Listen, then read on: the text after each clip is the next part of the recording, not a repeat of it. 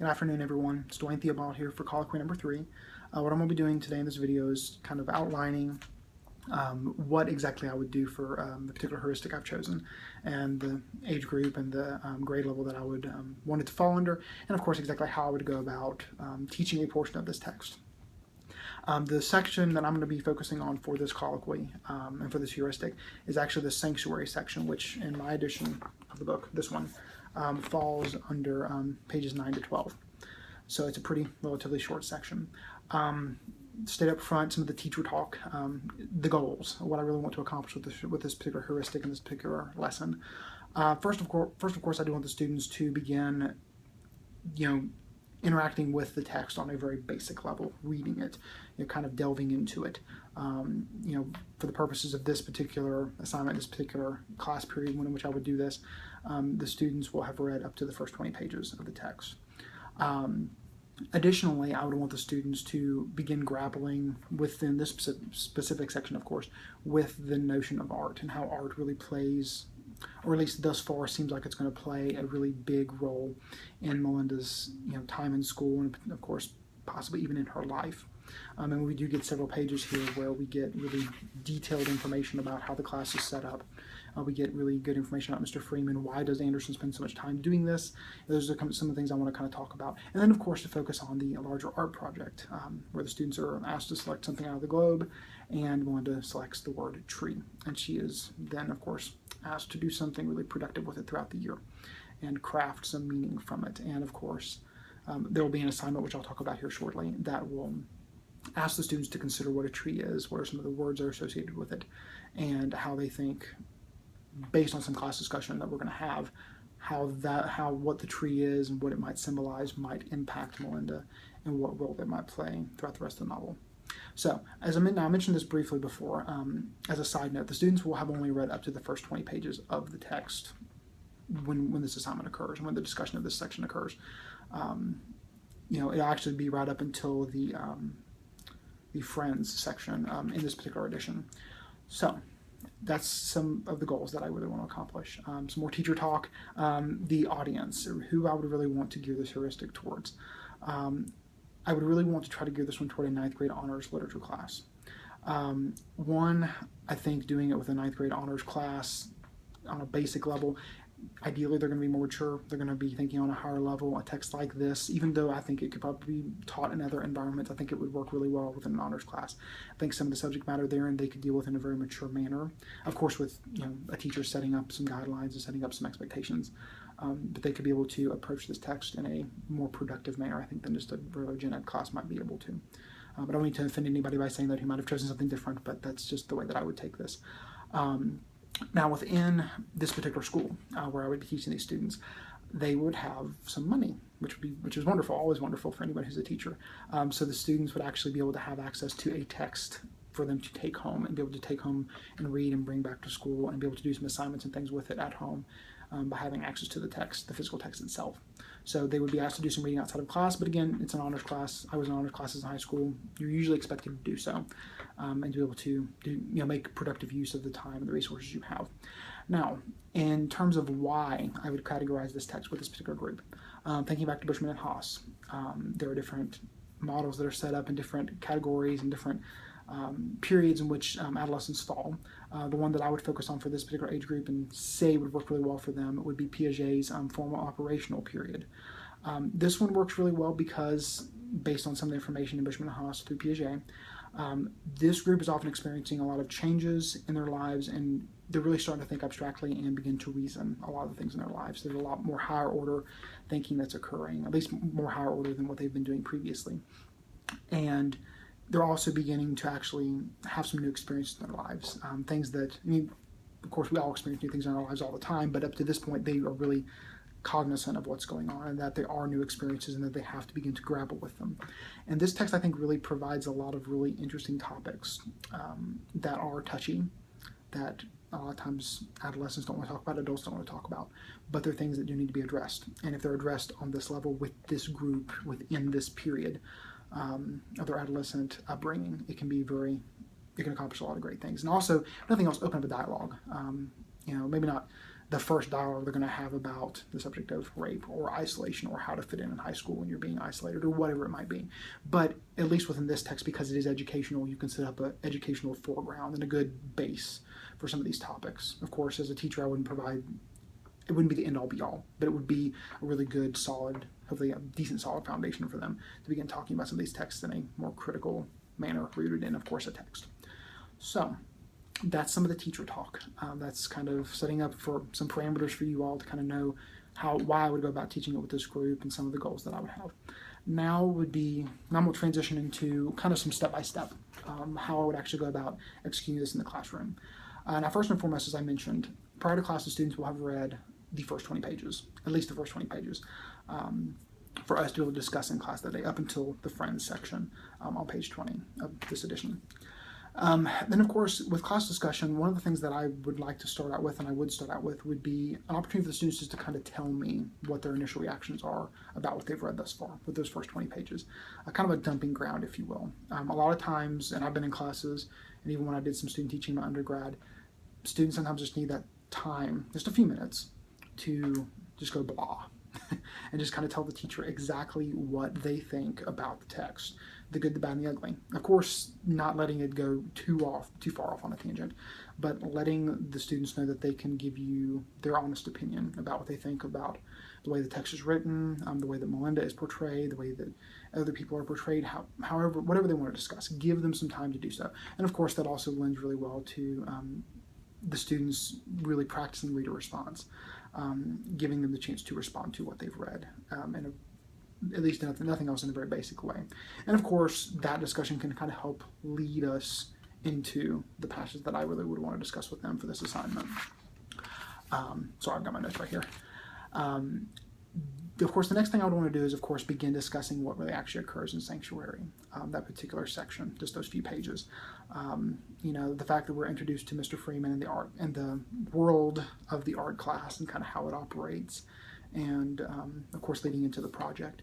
I would want to start out with, of course, considering first and foremost the way that Melinda addresses the class. On page 9 here, it says that art follows lunch like dream follows nightmare. So again, you've got nothing else thus far, you've got something really interesting to talk about. And I would want the students to think about, okay, art follows lunch like dream follows nightmare. So art class is meant to be a dream, something that ideally Melinda would enjoy. It would be a relaxing setting for her, something that would cause her to feel relief and not feel as stressed as she has been, of course, previously in the school day with the other classes she takes. And one thing to also consider too is, if nothing else, the very basic title for this section is Sanctuary. What is a sanctuary meant to be? Why is that so? Why does Melinda necessarily need a sanctuary? Why can the art class be a sanctuary? Those are some of the things that I would want to talk about with the students and to kind of flesh out. Of course, setting up even early on as this first page, why the art class could be the kind of environment that's great for Melinda and why it could be productive for her. And then, of course, talking about her initial reaction to Mr. Freeman. She initially talks about, on page 10, Mr. Freeman is ugly. His big old grasshopper body, like a stilt-walking circus man, nose like a credit card sunk between his eyes, but he smiles at us as we file into the class. So you've got Melinda as a teenager making a judgment based on the way her teacher looks. I guarantee that all of us at some point did the same thing with our teachers. And I guarantee students probably do the same thing with us at times. But one of the things that's really interesting is that she ends this particular passage by saying, but he smiles at us as we file into class. So clearly he's someone that she can look at and say, okay, he's very friendly. I'm going to feel comfortable in this environment. Already we know that it's a sanctuary, it's a safe haven, it's what it's meant to be, and through Melinda's words here. And of course her description of Mr. Freeman, while it is a bit comical, she still feels comfortable with him. He's smiling. He seems to really want us to be here. And then, of course, talking about the way Mr. Freeman is portrayed, some of the things that he says. One of the things that's really interesting here that I would want to discuss is the fact that he writes the word soul up on the board. On page 10 it says, this is where you can find your soul if you dare, where you can touch that part of you that you've never dared to look at before. Do not come here and ask me to show you how to draw a face. Ask me to help you find the wind. So, he's, again, trying to really inspire them. This is an environment that's meant to be a safe haven, meant to be inspirational, with someone who's very welcoming, seems very warm, seems as though he really wants to inspire his students to do something really great. So you have all of this lead up to who Mr. Freeman is, what he really wants them to try to accomplish, and what he wants to try to pull out of them. And of course, and within the class discussion, I'd want us to look at, in particular on page 12, where Mr. Freeman walks around with the globe and the students actually pick up the assignment. Or they find out what the assignment is and then they pick their piece of paper out of the globe. On page 12 it states that on the paper you will find one word, the name of an object. I hope you like it. You will spend the rest of your year learning how to turn that object into a piece of art. You will sculpt it, you will sketch it, you will paper mache it, carve it. If a computer teacher is talking to me this year, you can use the lab for computer-aided design, but there's a catch. By the end of the year, you must figure out how to make your object say something, express an emotion, speak to every person who looks at it. So he wants them to do something very purposeful with it, and of course, the thing that she pulls out is tree. Melinda pulls out the word tree. And you're really kind of looking... I would really want during our discussion to kind of lead up to this particular section where she does choose the word tree. And from here, I would really want us to, once we've discussed this and really talked about it in detail, and I've gotten some of the students' reactions from what they thought about this particular section, I would want them to then get out a sheet of paper. It could be a piece of computer paper, notebook paper, whatever it is. And I would want them to spend some time actually drawing a tree. I would kind of be asking them to do a portion of what Mr. Freeman actually ultimately asks his students to do with their object. But for Melinda's sake, of course, she has a tree, so I'd want the students to draw a tree, to really draw it out what they think it is. There's really not going to be any judgment. I don't want any specific details, just whatever they think of immediately, and give them some time to do so. And once they've drawn their tree, of course, give them some time to then, on the outskirts of their drawing, to the right, to the left, down below, wherever, to write out some qualities that they think of when they think of a tree, some words that are associated with a tree. And of course, they can spend, I would want them to roughly spend about 10 minutes, maybe 15 minutes if they need it, really doing this and doing it justice.